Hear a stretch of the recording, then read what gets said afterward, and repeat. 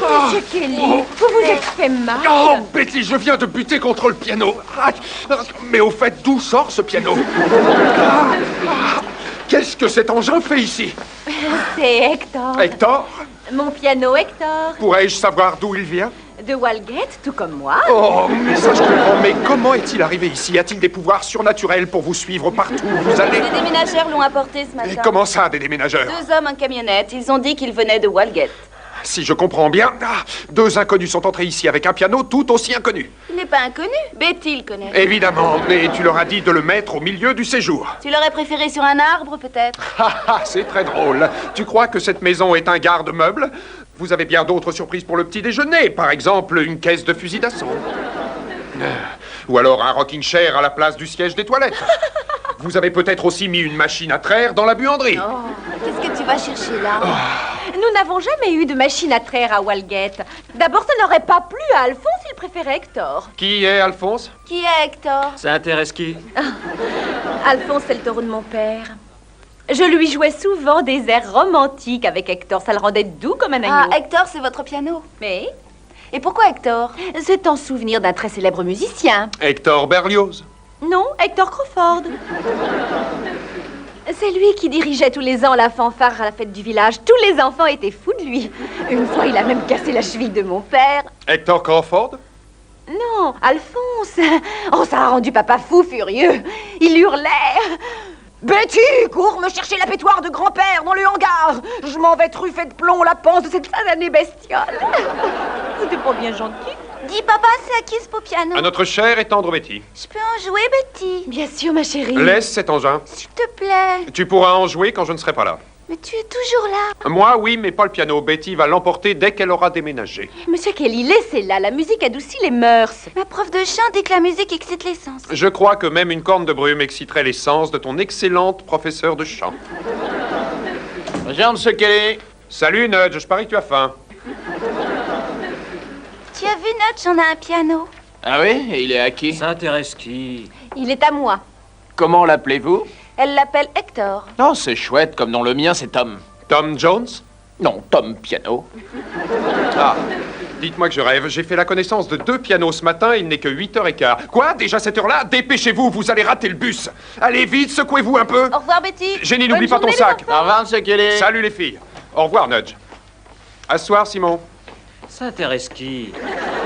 Il déborde d'énergie. Eh bien, la journée semble être partie sur un bon pied. Ah, ça, il n'y a pas à dire. Ces gens sont vraiment d'une extrême propreté. Je veux rester en dehors de ça. Jamais je n'aurais cru que des gens en étroit comme eux. Lire à haute voix chez elle, c'est une manie. Oh, j'espère quand même que ce n'est pas inclus dans le loyer. Ah, je crois qu'elle insiste. Betty, de quoi parlez-vous? Des 3 pots de chambre. Quels 3 pots de chambre? Des 3 pots de chambre dans l'annonce. Montrez-moi ça. Tenez, là. Appartement à louer. 3 pots de chambre. Non, 3 petites chambres, c'est 3 petites chambres. Avec un pot de chambre dans chacune. Non, c'est une erreur d'impression. C'est un appartement qui a 3 petites chambres. Mais il ne m'en faut qu'une. C'est ça, avec un seul pot de chambre. J'ai beau me contrôler à chaque fois, c'est pareil. Je sais très bien que vous voulez que je m'en aille. Mais c'est vous qui ne parlez que de ça. Oh, ce n'est pas une raison pour vous énerver. Oh, c'est révoltant ce truc. Jamais on ne me fera faire une chose comme ça. Soit dit entre nous, je sens que je vais craquer.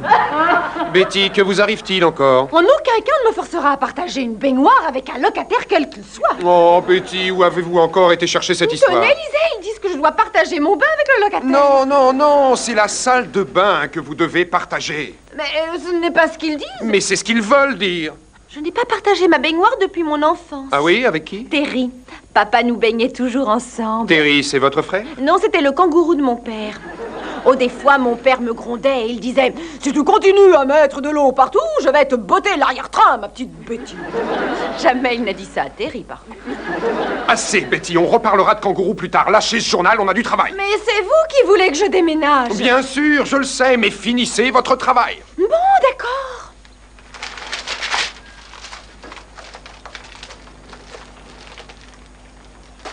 Betty, mettez le journal de côté, je ne l'ai pas encore lu. Qu'est-ce que c'est? C'était la porte. Ça, je m'en étais aperçu, merci. Tu es déjà là, Simon? Qui ça intéresse? Moi, ça m'intéresse. Ramasse ton sac. Simon, qu'est-ce qui ne va pas? C'est rien. Dis-le-moi si tu as fait une bêtise. J'ai rien fait du tout, je t'assure. Très bien. Alors, tu es malade. Ça, tu l'as dit. Veux-tu qu'on appelle le docteur? Non, le docteur n'y changera rien. Personne n'y changera quelque chose. Simon, dis-moi ce qui se passe, s'il te plaît. Mais tu peux pas comprendre, et personne n'y arrivera. Simon, je t'assure que je comprendrai. Je suis ton père. Quand un enfant a un problème, il faut qu'il en parle à son père. Crois-moi. Alors dis-moi ce qui se passe. Je suis sûr que je peux t'aider, je te le promets. Je suis amoureux. Arrête de plaisanter. Retourne tout de suite à l'école. Je savais bien que tu comprendrais rien. Tu ne sais pas ce que c'est d'avoir le cœur qui bat comme ça. Je connais un pied qui va battre contre un postérieur si tu ne files pas tout de suite à l'école. Je t'ai dit que personne ne me comprendrait. Les vagues de l'amertume se jettent avec fracas dans les profondeurs de mon désespoir.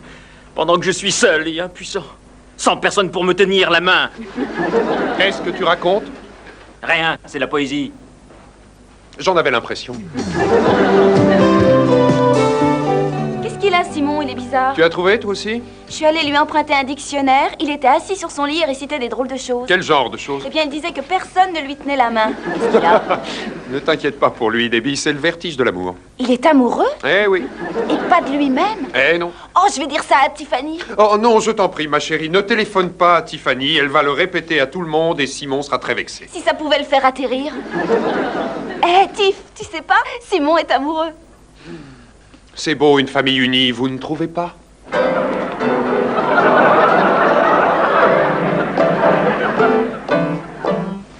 non! J'adore la musique. Eh bien, moi aussi. Il y en a à la télévision. Papa, il est malade, Simon? Oui, il est atteint d'un mal que la médecine n'a pas encore réussi à guérir. Tous à table dans une demi-heure. On dîne dans une demi-heure. Oh, je n'ai pas faim.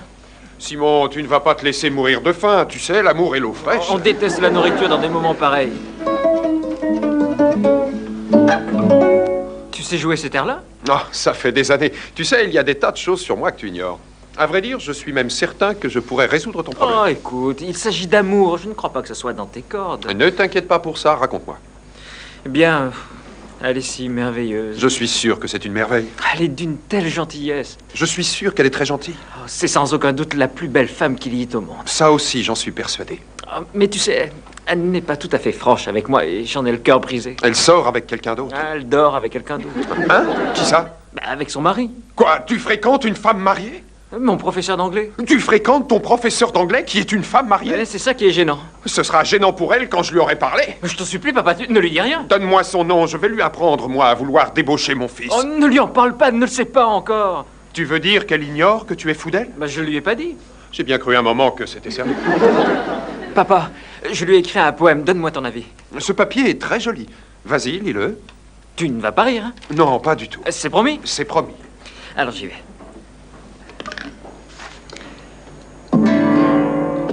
Oh, ma divine adorée, si tu connaissais mon amour impuissant. C'est très bien, le fond musical. Quoi? C'était rien, continue. Mon amour est comme le chien égaré le long d'un chemin en hiver. Tout le monde lui tourne le dos ou lui fiche des coups de pied. Mon amour se voit comme le nez au milieu de la figure. Et maman me dit de bien le moucher. Hein, quoi? Oh, rien, excuse-moi, continue. Tu te fiches de moi? Non, pas du tout. Bon, je recommence. Non, j'ai bien suivi. Reprends d'ici. Les vagues de l'amertume déferlent sur mon cœur dans un océan d'ignorance. Et personne n'est là pour me tendre une main secourable. Dis-moi comment refaire surface dans cet obscur désespoir. Et aide-moi à sortir de cet univers d'indifférence. Mais ça ne rime pas. Oh, mais c'est pas la peine, c'est de la prose. C'est vrai, ça fait très moderne. Allez, pas, donne-moi ton avis. Oh, moi, tu sais, je n'y connais rien en poésie. Je suis architecte. Oh, tu n'as pas besoin de connaître la poésie. Il suffit que ce texte fasse monter l'émotion dans la gorge. Et finalement, c'est un peu ça. Allez, franchement, qu'est-ce que t'en dis? Avec honnêteté. Je veux une absolue honnêteté. C'est profondément creux. Quoi? Profondément creux. Oh, je savais bien que tu comprendrais jamais rien. Non seulement t'es nul en poésie, mais tu es nul en amour. Je Je pourrais la voir maintenant que Betty est partie. Chérie, ce n'est pas parce que Betty n'est plus là que tu dois avoir un cheval dans ta chambre. Si on prenait un poney alors? Un cheval ou un poney, il n'en est pas question. On le met dans ta chambre si tu veux pas dans la mienne. Chérie, est-ce que tu réalises bien que cette maison n'est pas faite pour recevoir un cheval? D'abord, la couleur de la moquette ne lui plairait pas.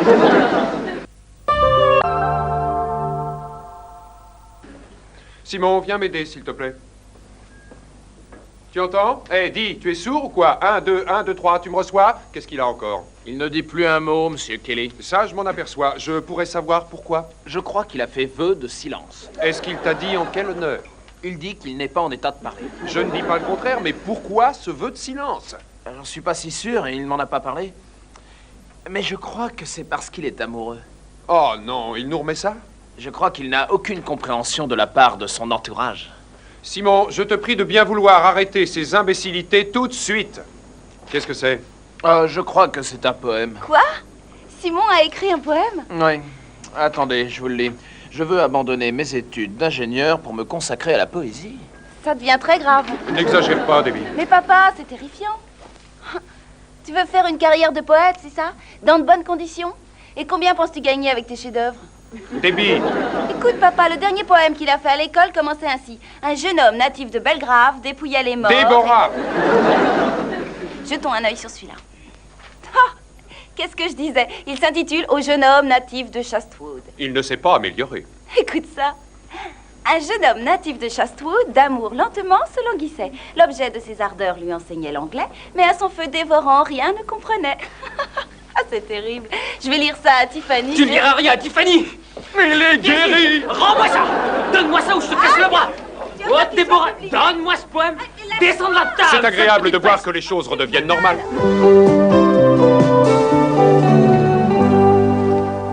Monsieur Kelly, Oh, Betty, je vous ai laissé un mot dans la cuisine. vous voulez dire que vous avez écrit ça? Oh, Monsieur Kelly, oh, si vous pensez toutes ces choses de moi, pourquoi me le dire alors que je pars de chez vous? Que racontez-vous, Betty? C'est vrai que vous ne rêvez qu'à mes longues boucles au burn retombant le long de mon cou nacré. Je suppose, oui. Eh bien, Monsieur Kelly, je suppose qu'il est difficile de réfréner ses instincts. Après tout, les livres d'histoire sont remplis de situations de ce genre. De quelle situation parlez-vous? Ah, Roméo et Juliette, Abélard et Héloïse, Jean et Florette. Jean de Florette. Non, Jean Blanquette et Florette de Nohus. Ces deux-là étaient fous d'amour. Betty, qui est Jean Blanquette? Un jeune homme de Walgett, c'était un brave garçon. Il avait Florette de Nohus tatouée sur le bras gauche. Pourquoi? Il s'était cassé le bras droit. Il était tombé d'un chariot de foin. On lui avait tous signé son plâtre, c'était normal. Betty, où voulez-vous en venir à la fin? À nous À nous? et à ça. Ça, c'est quoi? Oh, vous savez, il ne faut pas être timide avec moi, Monsieur Kelly. Je suis née à la campagne, vous savez. J'ai vu les animaux faire ça bien souvent, croyez-moi. Mais faire quoi? Oh, ça, Mais quoi, ça? c'est ça. Ça, c'est ça? Oui. Mais soyez clair. Vous êtes bien amoureux de moi. Oh, pourquoi suis-je toujours prévenu le dernier? Écoutez ce qu'il y a d'écrit là-dessus. Je ne rêve qu'à tes longues boucles au burn retombant le long de ton cou nacré. Plus le temps s'écoule, plus ma passion se transforme en un feu brûlant. Je désire tout posséder de toi, ton nez, tes yeux, tes lèvres. Et je veux de ta bouche goûter le doux nectar qui apaisera ma fièvre. Betty, je n'ai jamais écrit ça. Ce sont les poèmes de Simon. Ah, vous voulez dire que Simon est amoureux de moi? Non, non, Simon n'est pas amoureux de vous. Alors c'est vous qui êtes amoureux? Non, moi non plus. D'ailleurs, personne n'est amoureux de vous. Alors pourquoi passez-vous tous votre temps à m'écrire des poèmes? Betty, c'est pour le professeur de Simon. Ça ne vous est pas destiné. D'accord.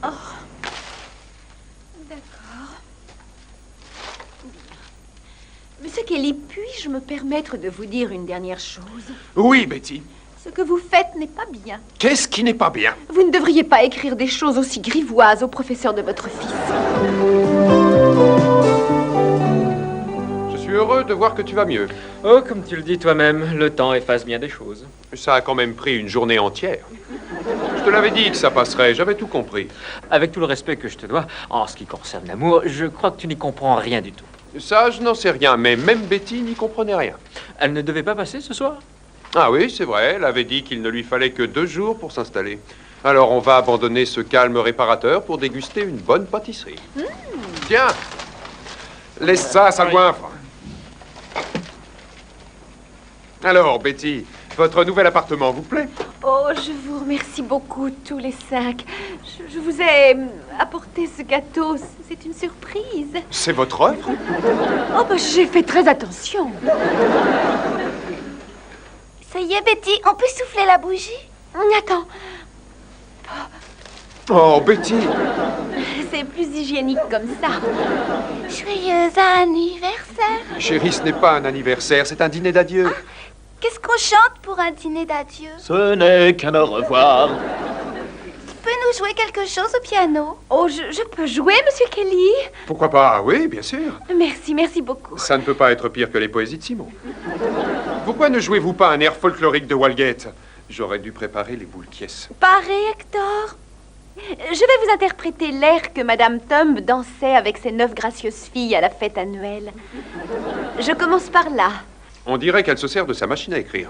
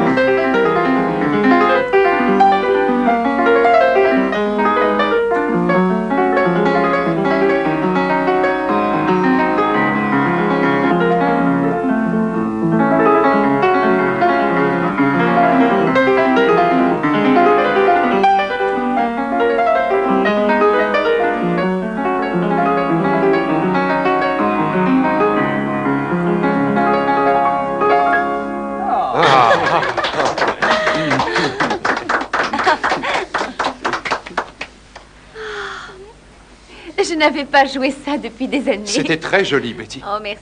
C'était formidable, Betty. Tu pourrais nous jouer un air de Michael Jackson? Oh non, chérie, je ne connais que des airs de musiciens décédés. Dans ce cas, il faudra attendre. Je peux essayer? Oui, bien sûr. Du moment que vous restez derrière lui. C'était trop beau pour durer. On dirait qu'il va manger le clavier. Oh oui, je la connais, celle-là. Continue. Why do birds suddenly appear every time you are near? Just like me, they long to be close to you. Why do stars fall down from the sky?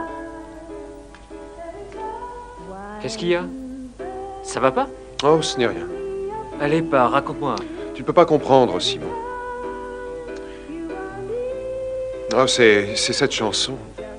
Elle me rappelle des souvenirs avec ta mère. Je suis désolé. Mais ça va très bien. Non, je suis désolé pour avant-hier. J'aurais pas dû te dire qu'en amour, t'y connaissais rien. J'aurais dû te connaître mieux. Tu es gentil. Je sais.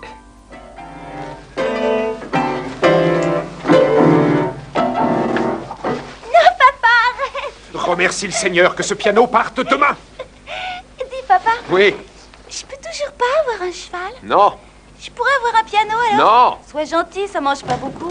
Toi, arrête de l'encourager. Tiens, Simon, Betty est-elle bien installée?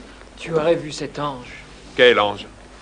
Alice, Qui est Alice? la camarade de Betty. C'est le soleil, la lune, les étoiles. Elle a rempli tout mon univers. Elle est aussi grosse que ça? Nudge, qu'est-ce qu'il a encore? Oh, il est retombé amoureux, monsieur Kelly. Oh, mon Dieu. Rien à grignoter? La vie reprend. Tu t'es remis à la poésie alors? Ah, la poésie, c'est de l'enfantillage. Il y a des arts supérieurs. Alice est une grande artiste. Elle veut me peindre tout nu. Tu lui diras qu'elle reste habillée. Je crois que je vais peindre ce panier de fruits. Dépêche-toi avant que Nudge ne le finisse. Je vais le peindre pour Alice. Je me demande si je résisterai ce coup-là.